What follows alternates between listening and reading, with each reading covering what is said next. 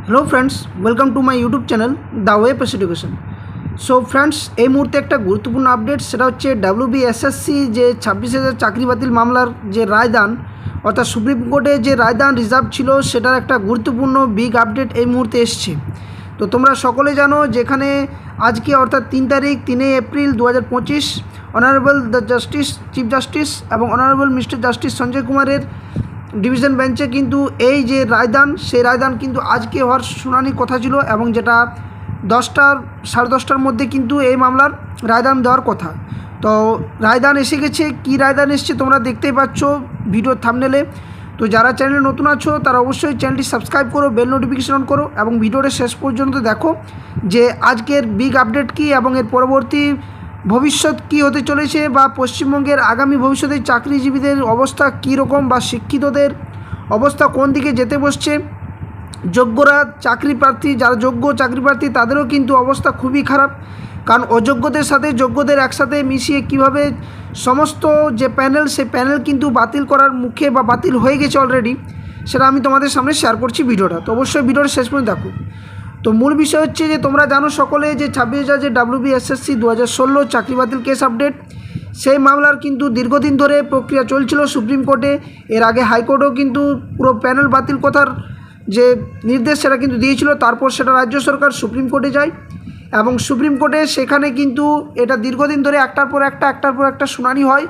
তারিখ পে তারিখের পর যখন ফাইনাল জাজমেন্টের যে কথা, তখন কিন্তু রিজার্ভ করে রাখা হয় এবং অনারেবল মিস্টার চিফ জাস্টিস সেটাকে ভালোভাবে সেটাকে পর্যবেক্ষণ করেন। বিভিন্ন যে নথি, সেই নথিগুলো খতিয়ে দেখেন, যেখানে সিবিআইয়ের যে রিপোর্ট বা এসএসসির যে রিপোর্ট বা বিভিন্ন দিকে যে চাকরি প্রার্থীদের যে আইনজীবীরা ছিলেন তাদের সমস্ত রিপোর্ট দেখার পর এই মর্মে আজকে এসছে যে পুরো প্যানেল কিন্তু বাতিল করে দিল কলকাতা হাইকোর্ট। এবং এখানে কিন্তু কলকাতা হাইকোর্টের যে পুরো প্যানেল যে মানে রায়দান করেছিল, সেই রায়দানকে কিন্তু বহাল রাখলো সুপ্রিম কোর্ট এবং সুপ্রিম কোর্ট পুরো প্যানেল কিন্তু বাতিল করে দিল এই মুহূর্তে। তো এটাই ছিল এই মুহূর্তের একটা বিগ আপডেট, যে এখানে সুপ্রিম কোর্ট কিন্তু 26,000 যে WBSSC ক্যান্ডিডেটদের তাদের সমস্ত প্যানেলটা কিন্তু পুরোপুরি বাতিল করে দিল এবং এরপর কিন্তু একটা রায়দান এসছে, তার মধ্যে সেটা হচ্ছে 3 মাসের মধ্যে আবার পরীক্ষা, অর্থাৎ আবার নতুন করে পরীক্ষা। এবার প্রশ্ন আসছে, যারা এতদিন ধরে চাকরি করছে তারা কিভাবে পরীক্ষায় বসবে এবং কিভাবে প্রিপারেশন নেবে, সেটা আগামী ভবিষ্যতে এবার কোন দিকে যাচ্ছে, সেটা যোগ্য চাকরি প্রার্থীদের কি হবে। এবং সাথে সাথে আরেকটা বিষয় তোমাদের জানিয়ে রাখি যে এই রায়দানের মধ্য দিয়ে আরেকটা বিষয় পুরোপুরিভাবে বোঝা যাচ্ছে যে 2014 বা তার আগে যে প্রাথমিকগুলোতে যে দুর্নীতি হয়েছে, সেই দুর্নীতির যে প্রাথমিক টেটের যে দুর্নীতির অবস্থা, সেটাও কিন্তু আসতে চলেছে, যেটা কলকাতা হাইকোর্টে কিন্তু বিষয়টা উঠেছে, মামলা হয়েছে এবং এটাও কিন্তু একটা দেখার বিষয় এরপর। কারণ যে হিসেবে সুপ্রিম কোর্টে আজকে যে রায়দান দিয়ে দিল যে 26,000 চাকরি বাতিল মামলা, অর্থাৎ এখানে ঠিক আছে পুরোপুরি সেগ্রিগেশন না করে পুরোটাই বাতিল করলো, সেটা কিন্তু একটা বিচক্ষণতার প্রশ্ন উঠছে। কারণ যারা যোগ্য তাদের কিন্তু মানে বাছাই করা কিন্তু সম্ভব হলো না এই মুহূর্তে, এবং যার জন্য পুরো প্যানেল কিন্তু বাতিল করলো দিল্লির যে সুপ্রিম কোর্ট বা মহামান্য সুপ্রিম কোর্ট। তো এই হচ্ছে মূল বিষয় আজকের আপডেটে, যে পুরোপুরি কিন্তু 26,000 যে WBSSC চাকরি বাতিল মামলা, সেটা কিন্তু পুরোপুরি বাতিল করে দিল সুপ্রিম কোর্ট। এবং এরপর নেক্সট পদক্ষেপ কী হতে চলেছে, বা রাজ্য সরকার কি করতে চলেছে, বা 3 মাসের মধ্যে কিভাবে আবার নতুন পরীক্ষা, যোগ্যরা কিভাবে তাদের চাকরিতে বহাল থাকবে, আবার কি রাজপথে কোনো বিশাল একটা আলোড়ন তৈরি হবে, এই নিয়ে কিন্তু একের পর এক কিন্তু প্রশ্নচিহ্ন থাকছে। এবং যারা যোগ্য তাদের কিন্তু আজ অবস্থা খুবই খারাপ, কারণ পুরোপুরি বাতিল বিষয়টা একটা অন্য পর্যায়ের দিকে যাচ্ছে।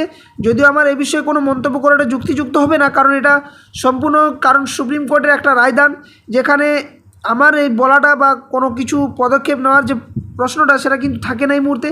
কিন্তু একটা বারবার মনে প্রশ্ন জাগছে, সেটা হচ্ছে যোগ্যদের তাহলে অবস্থা কি, আবার কি নতুন করে পরীক্ষা দিলে যোগ্যরা আবার সেই পরীক্ষাতে বসে নেই চাকরি পাবে, বা এরপর যে পরবর্তী যে ভবিষ্যতে তাহলে যে নতুন করে SLST নেওয়ার যে একটা বা WBSSC যে হওয়ার একটা সম্ভাবনা, সেটা কতটা বা কী করছে, এটাই কিন্তু দেখার বিষয়।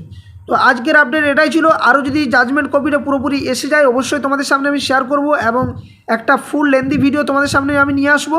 তো যারা চ্যানেলে নতুন আছো অবশ্যই চ্যানেলটি সাবস্ক্রাইব করো বেল নোটিফিকেশন অন করো এবং ভিডিওটি লাইক ও বন্ধুর সাথে শেয়ার অবশ্যই করো।